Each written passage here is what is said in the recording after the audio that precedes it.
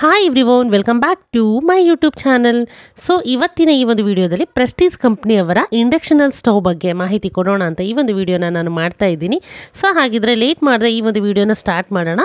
ಇದುವರೆಗೂ ನನ್ನ ಚಾನಲ್ನ ಸಬ್ಸ್ಕ್ರೈಬ್ ಮಾಡದೇ ಇರೋರು ಪ್ಲೀಸ್ ಸಬ್ಸ್ಕ್ರೈಬ್ ಮಾಡಿ, ಪಕ್ಕದಲ್ಲಿ ಕಾಣೋ ಬೆಲ್ಲೈಕನ್ನ ಪ್ರೆಸ್ ಮಾಡಿ, ಲೈಕ್ ಮಾಡಿ, ಹಾಗೆ ಶೇರ್ ಮಾಡಿ.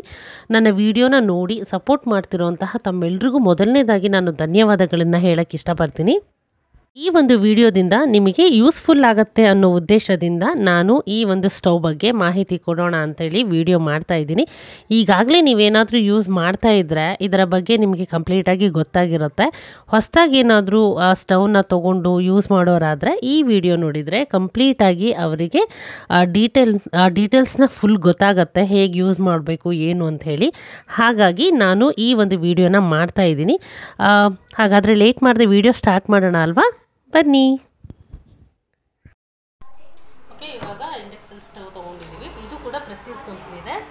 ಸೊ ಈ ಒಂದು ಪ್ರಾಡಕ್ಟ್ ಬಂದ್ಬಿಟ್ಟು ಲಾಸ್ಟ್ ಟೈಮ್ ನಾವು ಯೂಸ್ ಮಾಡಿದ್ವಿ. ಯಾವುದಂದ್ರೆ ಪಿಜನ್ ಕಂಪ್ನಿಲಿ ಯೂಸ್ ಮಾಡಿದ್ವಿ. ಈ ಸಲ ಏನು ಮಾಡಿದ್ವಿ, ಪ್ರೆಸ್ಟೀಜ್ ಕಂಪ್ನಿಲಿ ತಂದಿದ್ವಿ. ಸೊ ಈ ಒಂದು ಪ್ರಾಡಕ್ಟ್ ಹೇಗಿದೆ, ಇದ್ರ ರಿವ್ಯೂ ನಾನು ಕಂಪ್ಲೀಟಾಗಿ ನಿಮಗೆ ಕೊಡ್ತೀನಿ. ಫಸ್ಟ್ ಇದನ್ನು ನಾವು ಇವಾಗ ಓಪನ್ ಮಾಡೋಣ.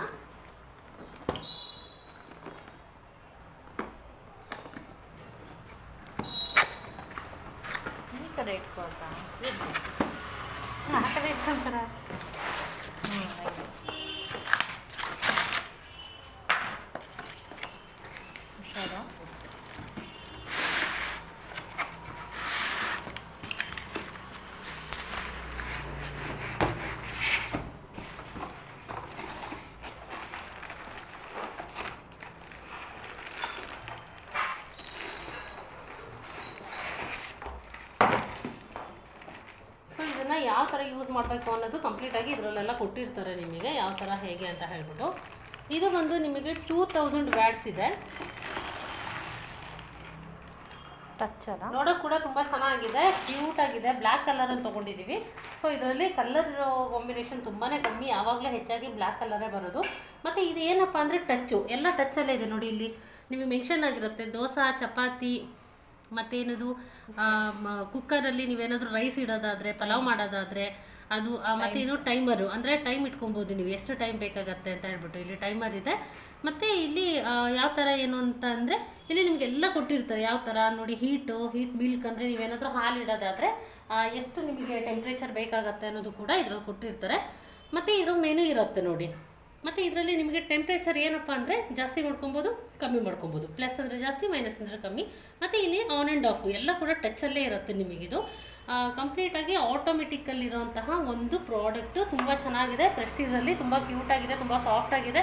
ಮತ್ತು ಯಾವುದೇ ರೀತಿ ಕರೆಂಟ್ ಹೊಡೆಯೋದಿಲ್ಲ. ಈಗ ಏನಾಗುತ್ತೆ ಅಂದರೆ ಎಲೆಕ್ಟ್ರಿಕಲ್ ಅಂತ ಹೇಳಿಬಿಟ್ರೆ ನಾವೇನಾದರೂ ಸ್ವಿಚ್ ಹಾಕಿ ಏನಾದರೂ ಮಾಡಬೇಕಾದ್ರೆ ಮುಟ್ಟಿದ್ರೆ ಕರೆಂಟ್ ಹೊಡೆಯುತ್ತೆ ಅನ್ನೋ ಒಂದು ಭಯ ಇರುತ್ತೆ. ಬಟ್ ಇದರಲ್ಲಿ ಲೈಟಾಗಿ ಬಿಸಿ ಆದಮೇಲೆ ಮುಟ್ಟಿದ್ರೆ ಬಿಸಿ ಆಗುತ್ತೆ ವಿನಃ ಯಾವುದೇ ಕಾರಣಕ್ಕೂ ಕರೆಂಟು ಖಂಡಿತವಾಗ್ಲೂ ಹೊಡೆಯೋದಿಲ್ಲ. ಕರೆಂಟ್ ಹೊಡೆಯೋಕ್ಕೆ ಚಾನ್ಸೇ ಇಲ್ಲ ಇದರಲ್ಲಿ.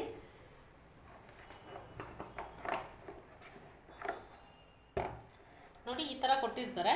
ಸೊ ಈ ಪ್ಲಗ್ನ ನೀವು ತೊಗೊಂಡೋಗ್ಬಿಟ್ಟು ಪೌಡ್ರಿಗೆ ಹಾಕ್ಬಿಟ್ಟು ಸ್ವಿಚ್ ಆನ್ ಮಾಡಿ ನೆಕ್ಸ್ಟು ಆನ್ ಆ್ಯಂಡ್ ಆಫ್ ನೀವು ಮಾಡಿದರೆ ಮುಗೀತು, ಆನ್ ಆಗುತ್ತೆ. ನಾನು ಹೇಳಿದೆ ಅಲ್ವಾ, ಟೈಮರ್ ಇದೆ. ದೋಸೆಗೆ ಎಷ್ಟು ಬೇಕು ಮತ್ತು ಚಪಾತಿಗೆ ಎಷ್ಟು ಬೇಕು, ರೈಸು ಮತ್ತು ಮಿಲ್ಕು, ಹಾಲೇನಾದರೂ ಇಡೋದಾದರೆ ಟೆಂಪ್ರೇಚರು, ಪ್ಲಸ್ಸು ಮೈನಸ್ಸು ಈ ಥರ ಎಲ್ಲ ಇದೆ, ಮೆನು ಎಲ್ಲ ಇದೆ.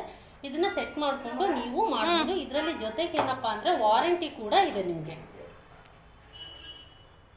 ಸೊ ಈ ಒಂದು ಇಂಡಕ್ಷನ್ ಸ್ಟವ್ನ ನೀವು ಯೂಸ್ ಮಾಡೋದ್ರಿಂದ ಗ್ಯಾಸಿನ ಉಳಿತಾಯ ಕೂಡ ನೀವು ಆರಾಮಾಗಿ ಮಾಡ್ಕೊಬೋದು.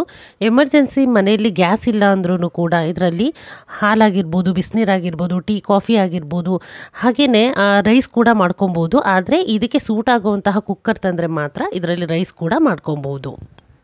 ಈ ಒಂದು ಸ್ಟವ್ ಮೇಲೆ ರೌಂಡ್ ಸರ್ಕಲ್ ಥರ ಏನಿದೆಯೋ ಅಲ್ಲಿ ತನಕನೂ, ಆ ಸೈಜ್ ತನಕನೂ ನಾವು ಸ್ಟೀಲ್ ಪಾತ್ರೆಗಳನ್ನು ಇಟ್ಕೊಬೋದು. ಆದರೆ ಸ್ವಲ್ಪ ದಪ್ಪ ತಳದ ಪಾತ್ರೆನ ಇಟ್ಕೊಂಡ್ರೆ ತುಂಬಾ ಒಳ್ಳೆಯದು. ಯಾಕೆ ಅಂದರೆ ಟೆಂಪ್ರೇಚರ್ ಜಾಸ್ತಿ ಇರೋದ್ರಿಂದ ದಪ್ಪ ತಳದ ಪಾತ್ರೆಯಲ್ಲಿ ನೀವು ಅಡುಗೆ ಮಾಡೋದು ತುಂಬ ಒಳ್ಳೆಯದು ಅಂತ ಹೇಳ್ತೀನಿ.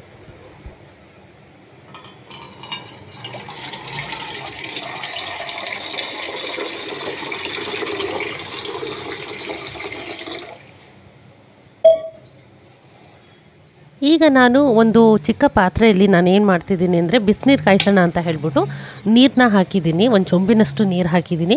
ಸೊ ಇದು ಜಸ್ಟ್ 2 ಮಿನಿಟ್ಸಲ್ಲೇ ಹಾಟ್ ವಾಟರ್ ರೆಡಿ ಆಗಿಬಿಡತ್ತೆ, ತುಂಬ ಹೊತ್ತು ಕಾಯುವಂತಹ ಅವಶ್ಯಕತೆ ಇರೋದಿಲ್ಲ. ಸೊ ಈ ಥರದ ಒಂದು ಇಂಡಕ್ಷನ್ ಸ್ಟವ್ ತೊಗೊಳೋದ್ರಿಂದ ನಿಮಗೆ ಸಿಕ್ಕಾಪಟ್ಟೆ ಯೂಸ್ ಆಗುತ್ತೆ. ಸೊ ಇದ್ರ ಮೆಥಡ್ ಹೇಗಪ್ಪ ಅಂತಂದರೆ ಸ್ವಿಚ್ ಆನ್ ಮಾಡಿಬಿಟ್ಟು ಅಲ್ಲಿ ಆಫ್ ಆನ್ ಅಂತ ಕೊಟ್ಟಿರ್ತಾರೆ, ಆನ್ ಮಾಡಿ ಮತ್ತು ಮೆನು ಕೊಟ್ಟಿರ್ತಾರೆ. ಸೊ ನಿಮಗೆ ಹಾಟ್ ವಾಟರ್ಗೆ, ದೋಸೆಗೆ, ಇಡ್ಲಿಗೆ, ರೈಸ್ಗೆ ಅಂತ ಈ ಥರ ಎಲ್ಲ ನಿಮಗೆ ಮೆನ್ಷನ್ ಮಾಡಿರ್ತಾರೆ. ಆದರೆ ಮಾಮೂಲಾಗಿ ಏನಪ್ಪ ಅಂತಂದರೆ 1100 ಅಷ್ಟು ಟೆಂಪ್ರೇಚರ್ ಬರುತ್ತೆ ಸ್ಟಾರ್ಟಿಂಗು ಆನ್ ಆದ ತಕ್ಷಣ. ಸೊ ನೀವು 1100 ಇದ್ದರೆ ಸಾಕು, ನಿಮಗೆ ಈಸಿಯಾಗಿ 2-3 ಮಿನಿಟ್ಸಲ್ಲಿ ಬೇಗನೆ ಹಾಟ್ ವಾಟರ್ ಆಗಿರ್ಬೋದು, ಟೀ ಆಗಿರ್ಬೋದು, ಕಾಫಿ ಆಗಿರ್ಬೋದು, ಹಾಲಾಗಿರ್ಬೋದು, ಈ ಥರ ಬೇಗ ಬಿಸಿ ಆಗಿಬಿಡತ್ತೆ. ಮತ್ತು 2000 ತನಕ ಇದರ ಟೆಂಪ್ರೇಚರ್ ಇದೆ. ಆದರೆ 2000 ತನಕ ಟೆಂಪ್ರೇಚರ್ ಇಡೋದು ಅಗತ್ಯ ಇಲ್ಲ ಅಂದ್ಕೊತೀನಿ ನಾನು. ಯಾಕೆ ಅಂದರೆ ಅದು ಸಿಕ್ಕಾಪಟ್ಟೆ ಹೈ ಟೆಂಪ್ರೇಚರ್ ಆಗಿರೋದ್ರಿಂದ ನಾವು 1700 ಲಾಸ್ಟ್ ಮಾಡಿಕೊಂಡ್ರೆ ಸಾಕು. ಅದು ತುಂಬ ಅರ್ಜೆಂಟಲ್ಲಿ ಏನಾದರೂ ಬೇಗ ಬಿಸಿ ಆಗಬೇಕು ಅಥವಾ ಬೇಗ ಟೀ ಆಗಬೇಕು, ಕಾಫಿ ಆಗಬೇಕು ಅಂತಂದರೆ ಸೊ ನಾವು 1700 ಇಟ್ಕೊಬೇಕು, ಇಲ್ಲ 1100 ಸಾಕು. ಬೇಕಿದ್ದರೆ 1400 ಕೂಡ ನೀವು ಇಟ್ಕೊಬೋದು. ನೋಡಿ, ನೋಡ್ತಾ ಇರೋ ಹಾಗೇ ಆ ಬಿಸಿನೀರು ರೆಡಿ ಆಗ್ತಾ ಇದೆ. ಆ ಬಿಸಿನೀರು ಯಾವ ರೇಂಜಿಗೆ ನಾವು ಕುದಿಸ್ಬೋದು ಅಂದರೆ ಕೊತ ಅಂತ ಹೇಳ್ತಾರಲ್ಲ, ಆ ಥರ ಕೊತ ಅನ್ನೋ ರೇಂಜಲ್ಲಿ ನಾವು ಬಿಸಿ ನೀರನ್ನ ಬಿಸಿ ಮಾಡ್ಕೊಬೋದು. ಅಷ್ಟು ಹಾಟ್ ವಾಟರ್ನ ನಾವು ರೆಡಿ ಮಾಡ್ಕೊಬೋದು ಕೇವಲ 2-3 ನಿಮಿಷದ ಒಳಗಡೆನೆ. ಈ ಒಂದು ಸ್ಟವ್ ಯಾವುದೇ ಕಾರಣಕ್ಕೂ ಕರೆಂಟ್ ಹೊಡೆಯೋದಾಗಲಿ ಅಥವಾ ಅದರಿಂದ ಏನಾದರೂ ತೊಂದರೆ ಆಗೋದಾಗಲಿ ಆ ಥರದ್ದು ಯಾವುದೇ ಪ್ರಾಬ್ಲಮ್ಗಳು ಕೂಡ ಆಗೋದಿಲ್ಲ. ಯಾಕೆಂದರೆ ಸುಮಾರು ವರ್ಷಗಳಿಂದ ಈ ಒಂದು ಸ್ಟವ್ನ ನಾವು ನಮ್ಮ ಮನೇಲಿ ಯೂಸ್ ಮಾಡ್ತಾ ಇದ್ದೀವಿ.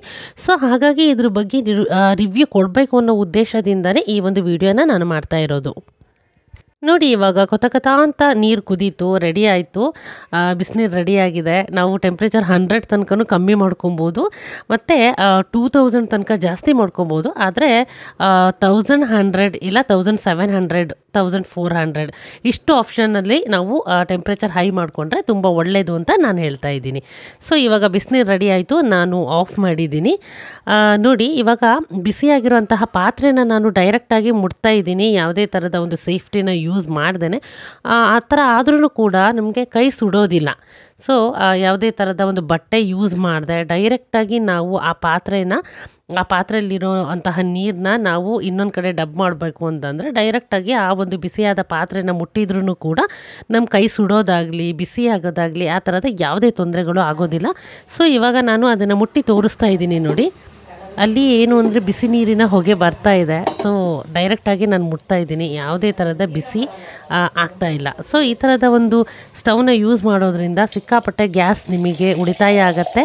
ಹಾಗೆ ಬ್ಯಾಚುಲರ್ಸ್ ಇರೋರಿಗಂತೂ ಈ ಒಂದು ಇಂಡಕ್ಷನ್ ಸ್ಟವ್ ಏನಿದೆಯೋ ಸಿಕ್ಕಾಪಟ್ಟೆ ಯೂಸ್ ಆಗುತ್ತೆ. ನಿಮ್ಮ ಮನೇಲಿ ಆಲ್ರೆಡಿ ನೀವೇನಾದರೂ ಈ ಥರದ ಒಂದು ಇಂಡಕ್ಷನಲ್ ಸ್ಟವ್ ತಂದು ಯೂಸ್ ಮಾಡ್ತಾ ಇದ್ದರೆ ಕಮೆಂಟ್ ಸೆಕ್ಷನಲ್ಲಿ ಕಮೆಂಟ್ ಮಾಡಿ, ನಿಮ್ಮ ಎಕ್ಸ್ಪೀರಿಯನ್ಸ್ನ ನನ್ನ ಹತ್ರ ಕೂಡ ಶೇರ್ ಮಾಡಿ. ನಿಮಗೆ ವಾರಂಟಿ ಕೂಡ ಕೊಟ್ಟಿದ್ದಾರೆ, ನಾವು ಇವತ್ತು ಪರ್ಚೇಸ್ ಮಾಡಿದಂಥದ್ದು. ಸೊ ಇದರ ಪ್ರೈಸ್ ಬಂದ್ಬಿಟ್ಟು 3000 ಸಮ್ ಚೇಂಜ್ ಇದೆ. ಸೊ ಅದರಲ್ಲಿ ನಿಮಗೆ ನೀವು ಹೋಗ್ಬಿಟ್ಟು ಶಾಪಲ್ಲಿ ನೀವು ಯಾವ ಥರ ಏನು ಅಂತ ಹೇಳ್ಬಿಟ್ಟು ನೀವು ಕೇಳಿದರೆ ಅವ್ರು ಹೇಳ್ಕೊಡ್ತಾರೆ. ಮತ್ತು ಇದರಲ್ಲಿ ಯಾವ ಥರ ಇಂಟ್ರಡಕ್ಷನ್ ಕೊಟ್ಟಿರ್ತಾರೆ, ಹೇಗೆ ಏನೋ ಇದು ಮಾಡ್ಕೊಬೇಕು ಅಂತ ಹೇಳ್ಬಿಟ್ಟು ಕಂಪ್ಲೀಟಾಗಿ ಇದನ್ನು ದೊಡ್ಡವರಿಂದ ಚಿಕ್ಕವ್ರ ತನಕ ಯೂಸ್ ಮಾಡ್ಬೋದು, ಯಾವುದೇ ರೀತಿ ಟೆನ್ಷನ್ ಇಲ್ಲದೇ. ಸೊ ಇದನ್ನು ತೊಗೊಂಡ್ರೆ ನೀವು ಗ್ಯಾಸ್ನ ಉಳಿತಾಯ ಖಂಡಿತವಾಗ್ಲೂ ಮಾಡ್ಬೋದು. ಸೊ ಈ ಒಂದು ವಿಡಿಯೋ ನಿಮ್ಗೆ ಇಷ್ಟ ಆಗಿದೆ ಅಂತ ನಾನು ಅಂದ್ಕೊಳ್ತೀನಿ. ವಿಡಿಯೋ ನೋಡಿದ್ದಕ್ಕೆ ಧನ್ಯವಾದಗಳು. Thank you so much. Love you all.